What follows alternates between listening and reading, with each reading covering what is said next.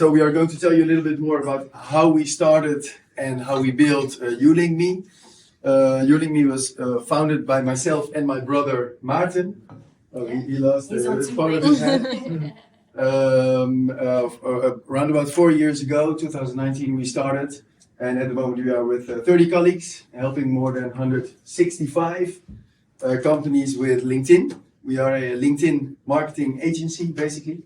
We do some other things as well, but 99% is focused on LinkedIn, which is mainly B2B, of course. So we help small, medium enterprises, but also a few corporates like Siemens, BMW, American Express, and Startup Bootcamp.